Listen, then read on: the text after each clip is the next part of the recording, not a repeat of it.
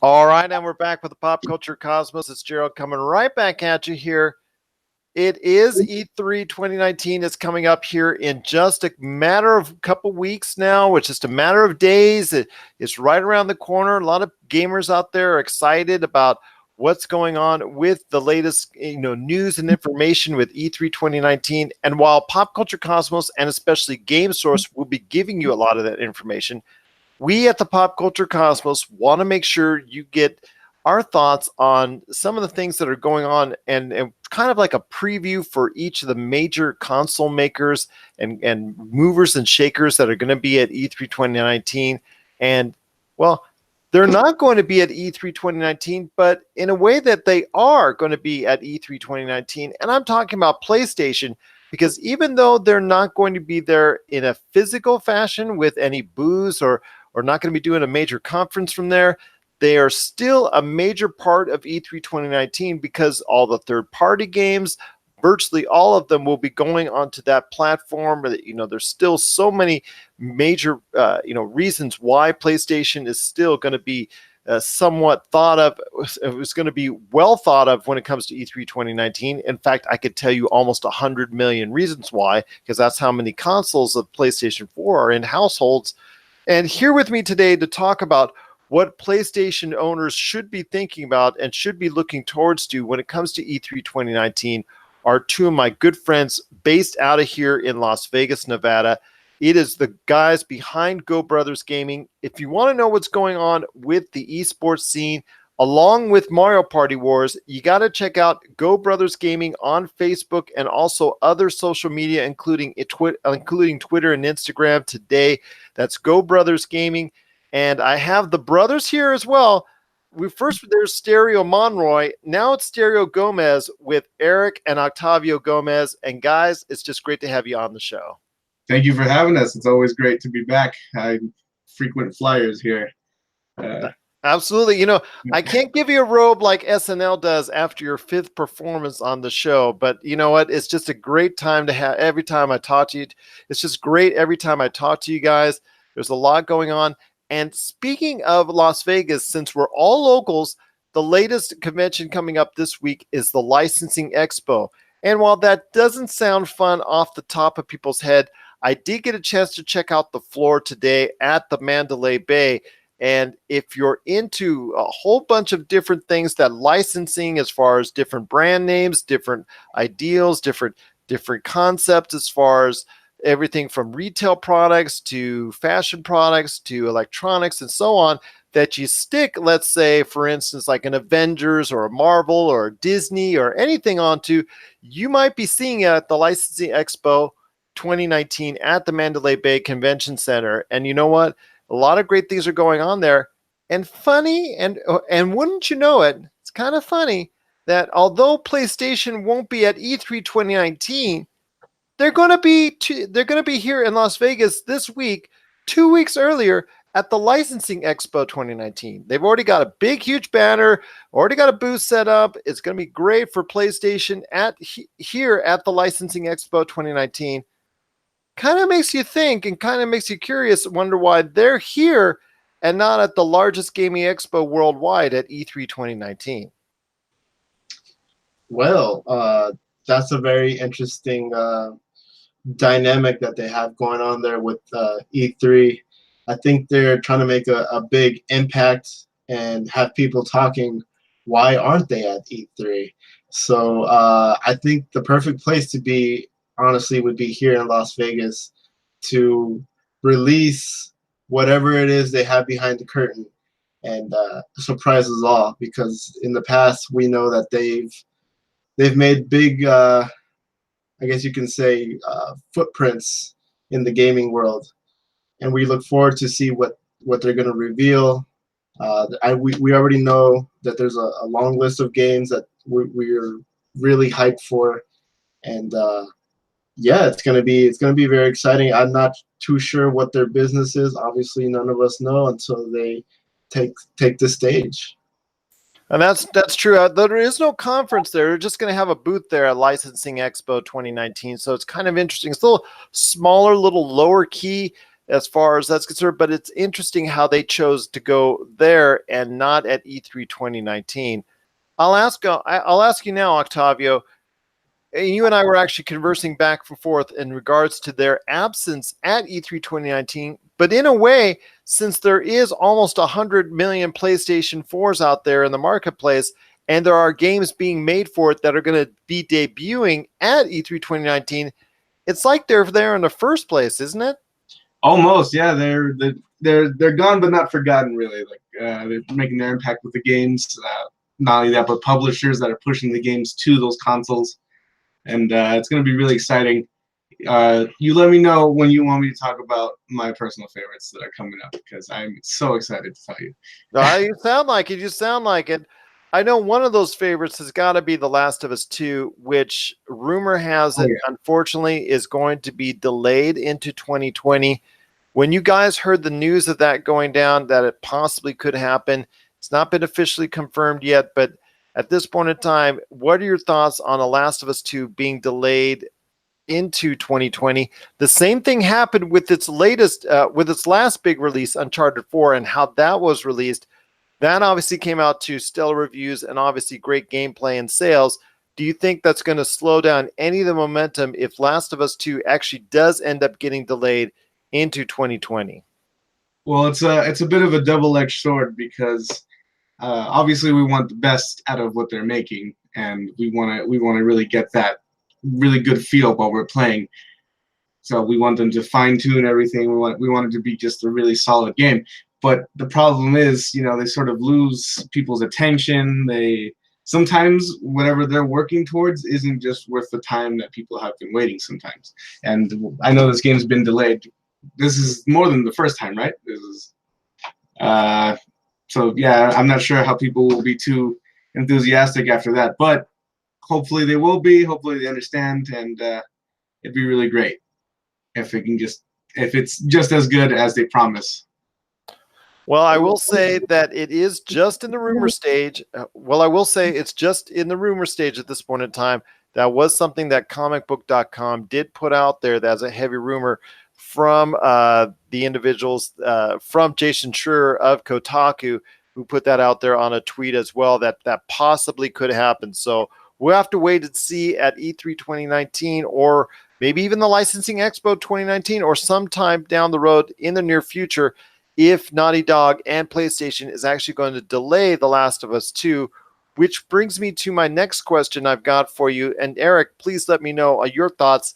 If The Last of Us 2 doesn't come out on time this fall, what are your thoughts on what Sony could be possibly planning for this fall? Because they've got to have something come out for its PlayStation fans, and it can't just all be the PlayStation VR.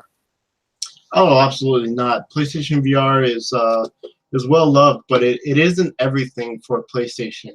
I know there's a couple of games that I personally am looking forward to that come around that same time frame. One of them being Control by Remedy Games, which looks absolutely fantastic. And I don't think that the hype for The Last of Us 2 will die out. They'll just have to be entertained by something else. Meanwhile, The Last of Us 2 has a very gripping story. I don't think anybody will really fall back from that. It's a very, very unique game. I'd say one of the most unique games I've ever played as far as story-based games. Absolutely. And I also think that Dreams, from the folks that made the Little Big Planet series, that also is something a lot of people could be very interested in. That is also close to completion, so hopefully we can get a finalization of where that stands, and even some thoughts on some games as well coming to the PlayStation platform from a first-party perspective. So I'll ask you, I know, Octavio, you said you had a list going. Are these all first-party games, or are there some third-party mixed in there as well? There's some third party mixed in there as well. Like Eric said, Control, he kind of took that one. I'm also excited for Doom Eternal, which is going to be coming out soon. It's looking really nice. I really enjoyed the first one, although I didn't get too much of a chance to play it, even though I probably should have gotten it. It's nice that they're taking it back to their roots there with their shooting mechanics, and definitely it's first person kind of view. But it's the multiplayer I got the chance to play. It was also really fun, and I'm just excited to see what they can do and take further with the second installment. I also have Sea of Solitude, which was looking pretty interesting. It's sort of kind of like an exploration game, having to do with sort of sailing. You're like this girl. I'm not entirely sure. I did see sort of the concept, but I'm not entirely sure what it's going to fully be. It does sound very cool, though. Absolutely. And I know there's a lot of other things that are exciting PlayStation fans going forward that could be announced at E3 2019. Josh and I, on our previous episode, talked about one game that will probably be heavily marketed when it comes to being a part of possibly the PlayStation experience, and that is Death Stranding, the latest game from Kojima that has, well, confused and confounded us here at the Pop Culture Cosmos. I know you guys have had a chance to take a look at the latest videos, what's going on with Death Stranding, and I was wondering if you guys could help me out on a big question. What exactly do you think is going on in Death Stranding? Death Stranding to me seems like a dystopian future where civilization has kind of, how do you say, developed a way of time travel, but not necessarily in the orthodox, physical way. More of with tapping into like memories and I don't know, different types of time eras. As I saw in the trailer, that it looked like the main character was wandering around with like World War II or something of the sort. Possibly a different war, depending on what their sort of history might be inside that sort of universe. I also noticed it seems like the government has a sort of branch or sort of agency dedicated to these paranormal events that maybe Norman Reedus has something to do with. It seems like he has a history with these people, and I'm not entirely sure, but I'm excited to see what it really is about, because I have no clue, but mind-boggling. I can say that the bike looks pretty awesome, and I can't wait to ride it. Well, I can tell you for sure that we also here at the Pop Culture Cosmos have no clue exactly what is going on in Death Stranding, but it does look like eye candy. It looks, I described it best to Josh. It's like a car crash you can't avoid watching, and it looks like a car crash when it comes to video games that you can't avoid playing because it looks so interesting, even though it looks so confusing at the same time. It's like if you were going to a museum and looking at some fine abstract art, and you trying to appreciate it for all it's worth, and you're not quite sure if you're appreciating it, but you sure are taking it in for quite a spell. So to me, it's just so different. It's so out there, but then again, that's Kojima. That's Kojima to a T right there. And seeing him going ahead and have full reign, no Konami bringing him down or anything like that, or trying to put the control on him or anything like that, is great to see that he's going to go ahead and produce a game that he himself is proud of going ahead and taking care of. Hopefully will be great, and hopefully will be enjoyable for gamers coming up in November. For obviously the PlayStation, but for other platforms. But I know it's going to be heavily promoted in accordance with the PlayStation coming up later this year. So there's a lot of great games coming up for the PlayStation. I know their alliance with Call of Duty is still around as well. And there's a Modern Warfare that reminds people of what's going on in the old Call of Duty 4 Modern Warfare realm. So your thoughts when you saw the Modern Warfare trailer drop, seeing some of the old characters from the previous Call of Duty 4 Modern Warfare, and also Modern Warfare 2 from that era, because I know a lot of our characters died in either 1 or 2, to really just, that's where, to me, I think a lot of the Call of Duty campaigns went downhill from there. This looks like that there's going to be a reemergence of the Call of Duty campaign after it being out entirely. So I want to hear your guys' thoughts, since Call of Duty is now closely aligned with PlayStation. What are your thoughts on Modern Warfare as it's getting geared up to be something that, again, is going to be a major part of the scene coming up in late October? Wow. Modern Warfare. What did I say about it? I saw the trailer, and I think this time around it's really gonna pivot into something revolutionary as far as first-person shooters. Uh, the nostalgia as well as the graphics, it all looks like it's a fanboy's dream. Characters like Price coming back, and uh, the stealth and the story based action that we missed from Modern Warfare. Sorry, Call of Duty 4, Modern Warfare, and Modern Warfare 2. It's their opportunities to take a light reboot and make it even more intense than it was back then. That's what I believe. Yeah, and it's interesting because me and Eric fully I've never really dove into the Call of Duties growing up. Really, it's only until recently that we've sort of gained interest, oddly enough, and we're hearing, these are we've been enjoying these games. We've been playing Black Ops 3 still to this day, and we've had it at some of our events around town. And we're still enjoying it, but we're hearing that it doesn't really live up. And I've played the other ones and I've enjoyed them, but maybe I wasn't in the right mindset. But I've been enjoying these. So I'm also, now that I'm in sort of Call of Duty mode, I'm very, very excited to see what they're bringing back, having played those games, but maybe not fully enjoying them. Now, I know you talked about a lot of the games that you're looking forward to, Octavio. Eric, is there any other games that PlayStation owners should be looking toward to that either will get announced, will get release dates, or will get hinted at, or maybe even announced as projects that are underway that will get PlayStation fans excited to see something that might close out strong the PlayStation 4 before we get into whatever's coming with the PlayStation 5? Oh, absolutely. One of the big names that I'm looking forward to the most is Star Wars New Order. That game looks fantastic. I gotta say that. You mean Star Wars Jedi Fallen Order? Sorry, Fallen Order. My mistake.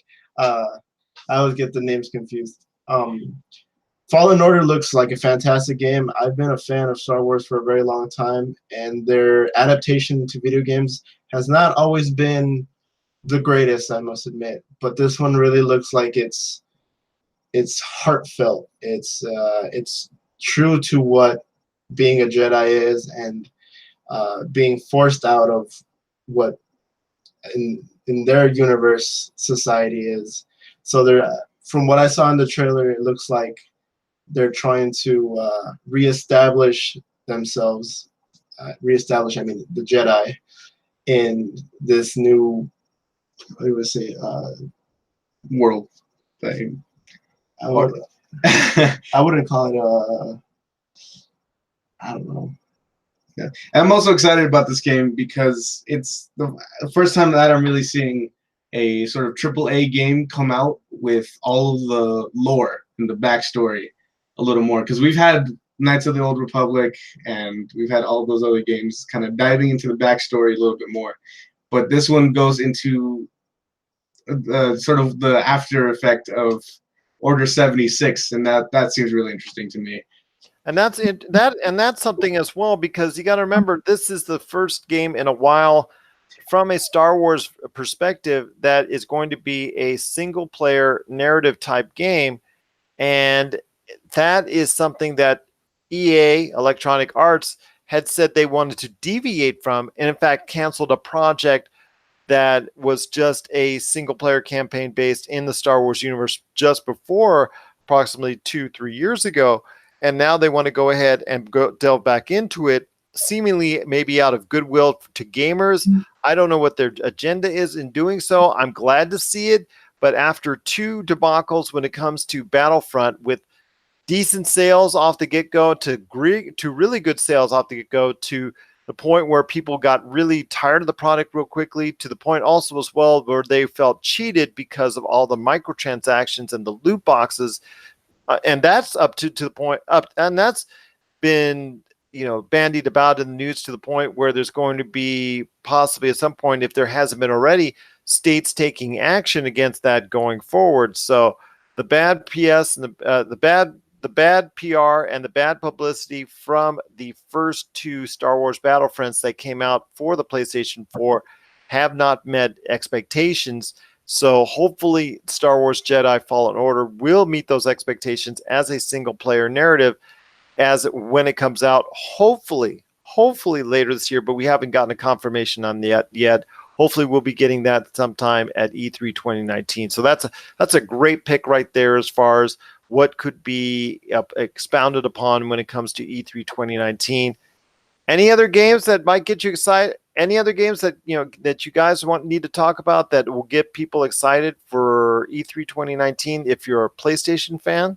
Oh, one more thing I wanted to mention. Speaking of microtransactions, as I've heard, I'm not sure if it's confirmed, but Modern Warfare is looking to have no microtransactions whatsoever. DLC will all be free, which is very exciting because we rarely ever see that. So I really look forward to that as well. I look forward to it. Again, same thing with EA going on here is going on with Activision.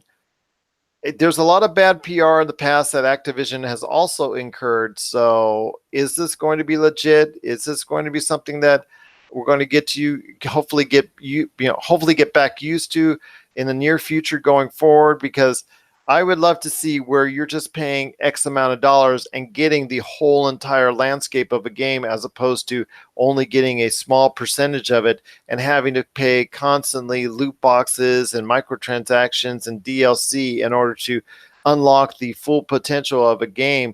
Now, I don't mind playing like we've talked about, like I talked about earlier in the show with Josh, where we were talking, like I was talking about with Josh. I wasn't talking about earlier in the show with Josh, not after editing, but but there are games that have DLC that are rich and rewarding. I'll name off The Witcher 3, for instance. Witcher 3 that came out that was a huge game in and of itself. DLC that's added on that if you wanted to play it, great. If you wanted to pay for it, that's fine. You didn't have to, but it only expounded on the world even more. That was already huge. So I get that. That's cool.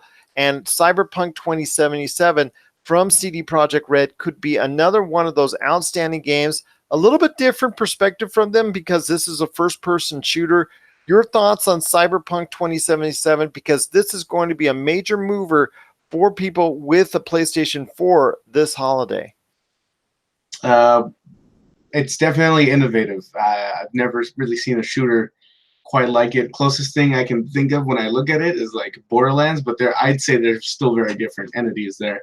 But it's shaping up to be a really nicely put game if they can pull it off correctly. And I hope everything they want to do and sort of show off to the players runs as smoothly as they hope, because it is looking to be almost too good to be true in some aspects. Eric, do you feel the same way? Have you had a chance to take a look at any of the footage for Cyberpunk 2077? I have, and I have to agree with my brother that it looks very close to a Borderlandish type game for me. The graphics look phenomenal, and I love games where the setting is in a dystopian future. That's a lot of guys' dreams. I know as far as the vehicle use, people are having some questions. I want to look more into that and hopefully see more footage in the future about what that's going to be like, because that's a deal breaker for me personally. And then you guys mentioned Borderlands, and obviously there is also a Borderlands 3 that's on the way coming up in September, and more great things are probably going to be announced for it at E3 2019. Your thoughts on the feelings and mood towards PlayStation players as they gear up towards another round of Borderlands? Do you think it's going to capture that type of same great gameplay, the same type of awesome selection of guns, the seemingly infinite amount of guns that you can go ahead and create and use and interact with here in the environment, and it also as well the type of storyline that it goes through when it concerns Borderlands. Borderlands has often relied on its stellar writing to go ahead and create a narrative that truly sets it apart. Do you think Borderlands 3 is going to hit a home run once again with gamers? Well, being an active follower on the development of this game, I got to be entirely honest. I'm very excited for this game, but at the same time, I'm very confused because it's not that like they weren't straightforward with what they're doing and all that, but I feel like I have to get it in my hands to fully understand because there's a lot of stuff differently that they're doing differently this time around, from movements to how the weapons work, and it's kind of interesting. It's kind of scary though because I'm not sure if it's going to give me that same great feeling the first and the second one have given me, particularly the second one. I'm a thorough fan of that one. But there's a few things here and there that are changing quite a bit. So I'm interested to really see what's happened, what's changed, but not in an unenthusiastic way. I'm very excited to see what it's going to play out like. Eric, are you a Borderlands fan as well? I'm gonna be completely honest with you, Gerald. I am not a big fan, due to the simple fact that the black outline graphics really give me a headache. Oh, the cell shading and yeah, the cell shading. Yeah, it's after a while of playing it, it's unplayable for me because it's almost like a migraine feeling. But I see my brother enjoy it, so therefore vicariously I enjoy it with him. But yeah, Borderlands 3, from the little I've seen, looks like a great game. A lot of new additions. The way characters can upgrade and the main base, I forgot what it was called. They've updated it, like the spaceship. Yeah, the same. Actually, I don't even know why it's slipping. I played countless hours of Borderlands. I forgot what it's called, actually. The safe haven for all the Vault Hunters. Point is, they made a 3.0 because there's a joke where no one talks about the second one. I don't know. It's gonna be interesting to see. Obviously, their writing is still up to par with the other ones. I've loved every second of footage that I've seen from the sort of reveal event that they had on Twitch, which is also exciting because they're partnering up with Twitch to add a new sort of what is it called? And it's something that you can install onto your Twitch, and it lets you interact with the streamer themselves. You can look through their gear and everything like that. And not only that, but they have this new option. Well, not really an option, but it's this new thing called a red box event. So whenever you find a sort of red chest throughout the game, whenever you're playing, or at least when the streamer does, you have the chance to go into a sort of lottery type situation with the rest of the viewers on that stream. And through that, you can actually gain whatever the streamer is collecting through that chest. And it's pretty cool. I participated a few times. Very interesting indeed. We'll see how that gets incorporated once Borderlands 3 comes out here later in September. But there should be some more news and also hopefully some gameplay footage. Maybe our guys will get it when they cover E3 in here in a couple weeks. Well, that was some great thoughts as far as from their perspective for PlayStation owners coming up as our preview continues here at E3 2019 for E3 2019 here at the Pop Culture Cosmos. But one last thing I got to ask you before we head on out, and you guys have already been so gracious and kind to take your time out of your day to go ahead and talk about what you think will be coming up that's good for PlayStation owners here at E3 2019, and that is this. You guys run Go Brothers Gaming, which is one of the major entities out here in the e-gaming scene here in Las Vegas. So share everything you know, or share with our audience out there why people need to follow you guys when it comes to Go Brothers Gaming on social media. Well, we're I would say we're just a good community overall. We love to welcome new people with open arms, and we like to hear their thoughts about what games they want to play, what games they want to talk about, and hopefully get other people buzzing and connected through these games. Something it's been doing since, I guess, the generation or the simple idea of games. Connection. Yeah, our intentions are 100% genuine. This vision, I believe, is unlike any others because we want to interact with the community, gather the community regardless of the type of games you like.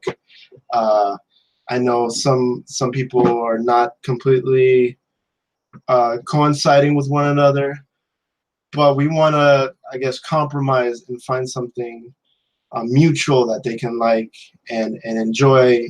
And we want to create that family-oriented environment, whether it be actual family or just friends. And we continue and try to innovate new ideas all the time.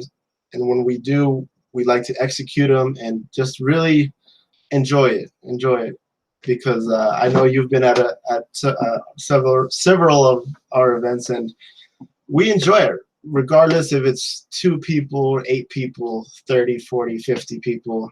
We have the same amount of fun. We get to meet new people, and it's really a warm feeling for us. So I don't think we'll ever stop doing it. We love what we do, and we really look to make bigger strides in the upcoming months to, I guess, magnify everything that we hope to do.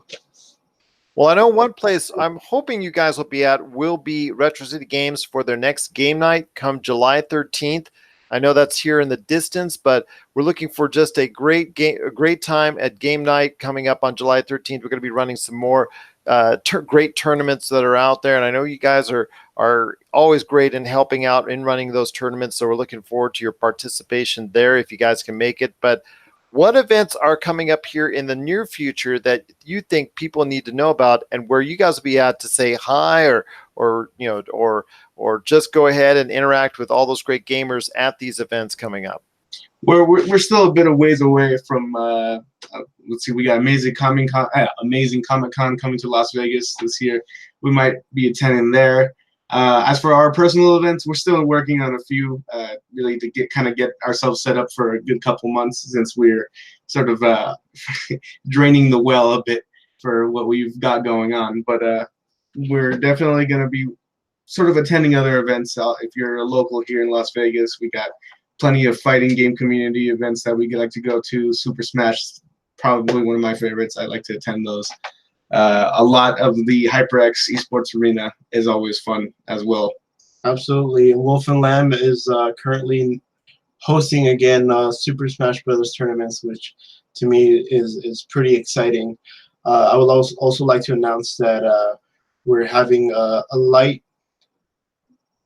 partnership agreement with Reboot. I don't know if you're familiar with Brian, the owner of Reboot. He's reached out to me, and we're looking to work on a project that sounds very exciting. Can't disclose too much right now because I don't want to get anybody's hopes up, but it looks like it could be a big deal, and it's still, in the end, it's always to benefit the community, not ourselves really, but to make Las Vegas a family, and not just Las Vegas, but the gaming community itself.